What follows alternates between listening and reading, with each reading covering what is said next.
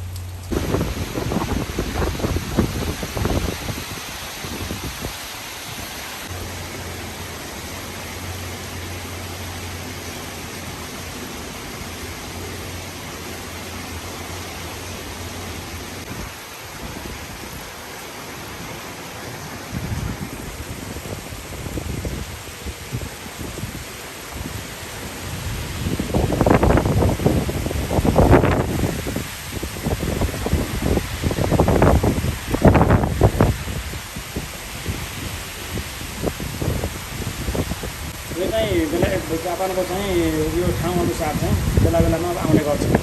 र अहिले चाहिँ यो आज चाहिँ तपाईँको यो पुगाचुक भन्छ, यहाँ पुगाचुको। तर यदि यस्तो पानी आँधी बेरी धेरै ठुलो आयो भने चाहिँ सबै कर्मचारीहरूको बिदा पनि हुन्छ। प्राइभेट गाडीहरू चाहिँ रोडमा चल्ने गर्छन्, नत्र भने सरकारी गाडीहरू चाहिँ प्रायः गरेर बन्द नै हुन्छन्, किनकि यो यस्तो जटिल अवस्था हुन्छ है, काम गर्न पनि गाह्रो हुन्छ। त्यस्तै छ ल हामीलाई है। यतापट्टि कति ठुलो छ पानी हेर्नु छ। आज चाहिँ यो ठाउँमा चाहिँ म चाहिँ यो जापानको ओकिनावा भन्ने ठाउँमा छु कि यहाँ चाहिँ अहिले हेर्नु त एकदम ठुलो यो टाइफुन आएको छ होइन। टाइफुन आउन बित्तिकै चाहिँ तपाईँको यो ठुलो हावा अनि पानी आयो भने चाहिँ यसलाई टाइफुन आउँदो रहेछ। र समुद्रको सतह पनि अरू दिनभन्दा अलिकति ठुलो देखिएको छ। यहाँबाट तपाईँलाई म हल्का देखाउँछु।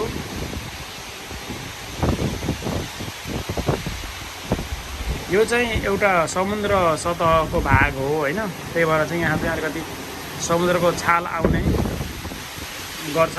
बेला बेलामा ठुलो छाल आउँछ। अहिले चाहिँ अलिकति छाल चाहिँ सानो भए पनि, तर यसरी चाहिँ पहिले चाहिँ यति सानो आएको छ। पानी एकदम ठुलो छ, देख्दाखेरि चाहिँ पानी खासै देखिँदैन।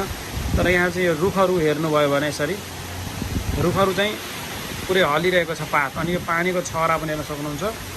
यस्तो मजाले पानी परिरहेको छ है। बाहिरपट्टि यो केही पनि देखेको छैन, यो अँध्यारो देखिएको छ, तर त्यो चाहिँ सबै तपाईँको चाहिँ त्यो पानी आएको भएर चाहिँ केही देखेको छैन। ल हेर्नु त यतापट्टि, ल हेर्नु त पुरै पानी एकदमै बढी छ। ल हेर्नु त केही देखिँदैन। ल हेर्नु त यस्तो ठुलो आयो है पानी। यो साउन्डले पनि तपाईँले थाहा पाउनुहुन्छ है। यहाँको यो ठाउँमाको फेरि तपाईँको एकदम ठुलो क्या यो साउन्ड पनि।